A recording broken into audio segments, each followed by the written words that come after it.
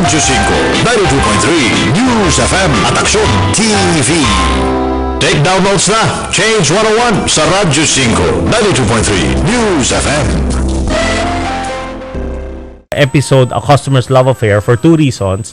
Because number one, it is the love month, start of the love month. And number two, when you talk about customers, dati kasi, bakit importante ang customer? Kasi dati, kung titingnan natin, nung mga panahon nung the days of the monopolies, most especially in our country, it was the companies that dictated the type of quality that the customer should have. In other words, kung ito ang produkto or serbisyong binibigay namin, dahil wala namang kaming kakompetensya, what you see or what we have is what you will take. Pero as the years went by, when competition was opened and markets became more open to other players, hindi na ngayon ang korporasyon o mga kumpanya ang nagdidikta ng kalidad. Ang nagdidikta ngayon ng quality ay yung mga customers. In fact, I don't know if I mentioned this before. I sat in several seminars with Professor or Dr. Ned Roberto, who has a doctorate degree in applied marketing research. And Doc Ned was telling me one time during the break, sinasabi niya, alam mo, RD, sa totoo lang, yung mga customer ngayon ang nakaupo sa driver's seat. They're sitting now in the driver's seat of quality. So in other words, they are the ones who steer quality. Sabi niya, ikaw, marunong ka magmaneho, di ba? Sabi ko, opo. Sabi niya, pagka ikaw nasa driver's seat, you can see the road in two ways. What are the two ways by which you can see the road?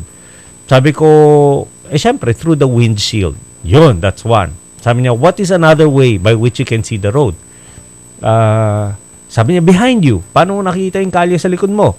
Sabi ko, di syempre, dun sa mga rear view mirror. Yan, tama yan. Yan ang perspective ngayon ng customer. Pag sinamang customer and they're sitting in the driver's seat, there are only two ways that they can see you. Number one, they can see you through the windshield. Or they can see you through the rear view mirror. Ano ibig sabihin nun? Pag ang customer nakikita ka through the windshield, ibig sabihin nun, you are ahead of the customer. Dahil pinakinggan mo sila, dahil alam mo ang pangangailangan nila, dahil alam mo ano ang quote-unquote kiliti ng customer mo, you can innovate on your product and services. And therefore, you lead the way when it comes to customer service. Pero, pag nakikita ka ng customer through the rear view mirror, ibig sabihin nun, napapag-iwanan ka na. Bilang taga-bigay ng serbisyo o taga-gawa ng produkto. Ibig sabihin nun, mas nauuna na yung customer mo sa mga bagong pamamaraan. And that's not a good sign for you.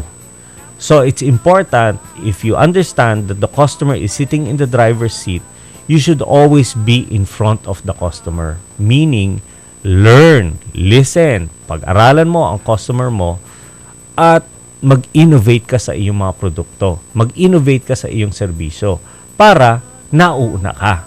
In other words, alam na namin po kung ano yung gusto ninyo at binibigay namin sa inyo through our products and services. Galing, ano?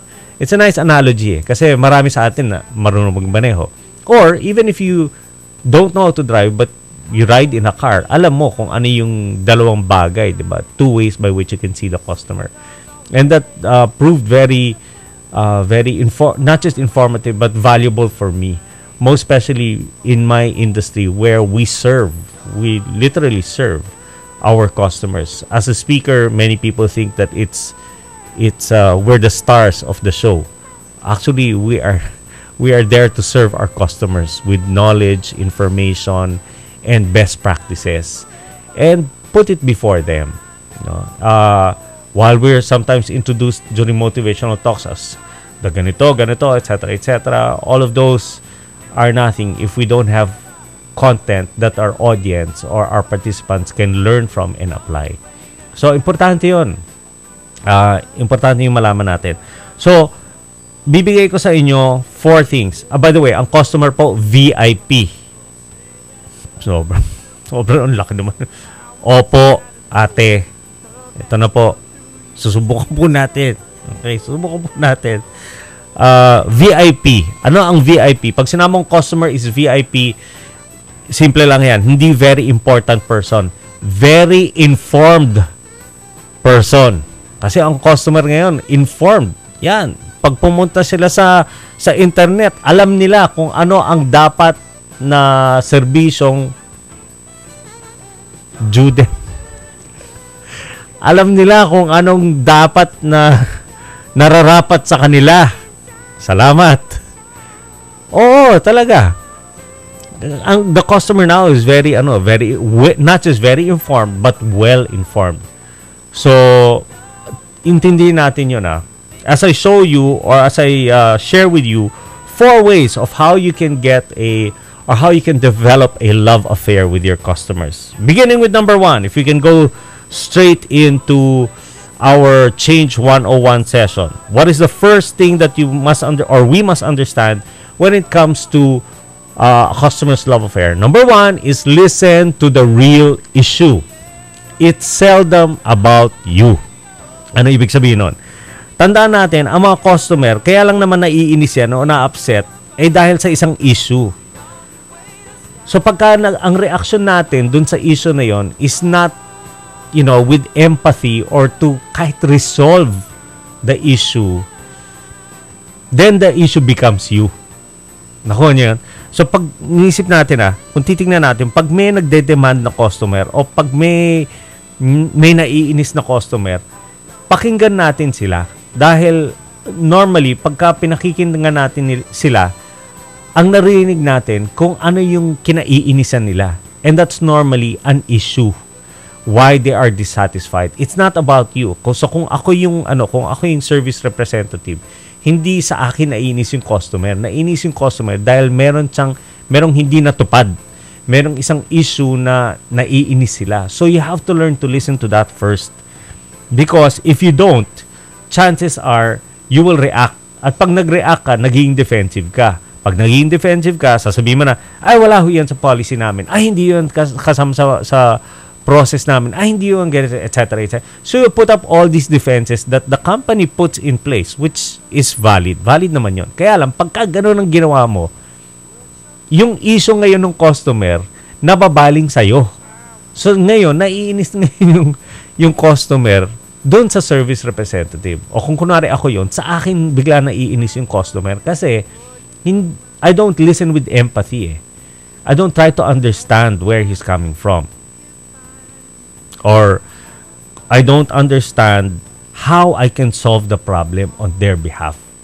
Kasi tandaan natin pag may issue ang isang customer, paminsan, far in between. That's not normally the regular flow of things. So, learn to listen. Sabi nga nila, when you hear your customer out, you know that your customer is talking. Pag may narinig ka, alam mo lang na may nagsasalita. Parang iba sa inyo, naririnig lang ninyo yung boses ko. So, alam ninyo, nagsasalita ako. Pero pag nakinig ka, hindi ka lang, when you really listen to your customer, you will now know the message of the person. So, yung iba sa inyo, may ginagawa, pero nakabukas ang TV, nakabukas ang radyo, may naririnig kayong may nagsasalita. Ako po yun. RD Abelio lang po.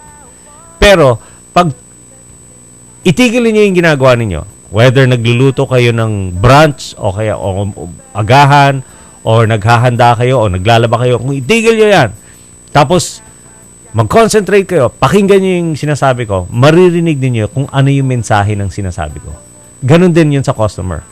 Pagka may sinasabi siya, pause muna tayo, pakinggan natin. Look intently into the customer's eyes because there you will know ano talaga yung saloobin ng customer. And then, aim to solve on their behalf. Okay? Kuha ba ninyo yan? Sana. Okay. Remember this, more than 90% of customers will be willing to do business with you again if you resolve the issue in their favor. Okay? More than 90% of customers will be willing to do business with you again if you resolve the issue in their favor. In other words, parati naman kasi magkakaroon ng issue Parati naman magkakaroon ng disagreement between a customer and a customer service representative. Pero, maiibsan yung galit ng customer mo pagka yung solusyon mo, pabor sa kanila. Di ba? Of course, without sacrificing any of your company policies, etc., etc. Di ba? Paminsan kasi you will have to, no, seriously, you'll have to go outside and think out of the box. Eh. Kasi the box is what the policies do. Eh. Okay? So, listen to the real issue. It's seldom about you. Unless you don't solve it in their favor, it becomes about you. Or the issue becomes you. Number 2, over-deliver and you won't see your reliever. Ano yun? Naintindihan yun? Ha? Siyempre, hindi. Kasi explain ko pa. May reliever? Yeah. Over-deliver and you won't see your reliever. As a general rule, remember this, never promise what you can't deliver. General rule yan. Never promise what you can't deliver. However, marami kasi sa mga kasama natin, lalo pagdating sa sales, they will promise and promise and promise. Mangangakot para lang magkaroon ng benta. Mga kapatid, wag po ganun. Wag po ganun. Kasi meron naman tayong kayang gawin na hindi naman kayang gawin ng kakompetensya natin. Okay? So, make sure that you're within your boundaries. But it's also good that you're able to, to delight your customer by delivering more than just what is expected of them. So, like for example, meron akong kaibigan, car salesman siya, yung 1,000 kilometer check-up, nung dinala yung kotse sa kasa para i-check up, pagbalik doon sa may-ari, may 3 teddy bear doon sa likod sa back seat. Bakit 3 teddy bear? Kasi 3 yung anak nung may-ari nung sasakyan. At yung may-ari nung sasakyan, yung asawa nun, siya yung naghahatid dun sa mga bata, sa 3 anak niya. While dun sa 3 anak niya, papunta sa skulahan. So, kung may teddy bear doon 3, tapos may note doon. Sabi niya, we're sorry, parang nakalagay doon, we're sorry that you could not be with your mom when she took you to school. We just want you to be safe in traveling. So, meron 3 teddy bear ng gano'n. Yung gano'n yung may konting over-delivery ba? Yung hindi lang binalik yung sasakyan na maayos, malinis, pero may special gift ba? So, those are very important things. Also, what is the tip here? Remember selling is transactional, while customer relationship management or CRM is relational. Selling is transactional, meaning isang transaction lang yan. Pag binayaran ka, binigyan ka ng produkto o serbisyo, transaction, tapos na. Pwede maaring makita mo o hindi mo na makita yung customer na yon. That's just one transaction. However, if you want to build good customer relationship management in your organization, or you want to build a solid account management team in your organization, alalahanin natin, to build loyal customers, it's relational, not transactional. You build a relationship over time. Yan. Parang sa mag-asawa yan. Since love month, yan. Maganda yung mag-over-deliver ka ng kaunti. Paminsan-minsan, di ba? Mag-over-deliver ka para masiyahan yung iyong asawa. Dahil, you're building a relationship. And a relationship takes time to build.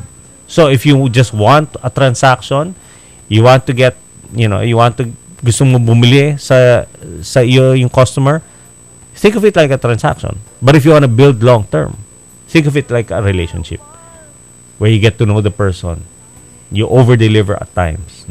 That's number 2.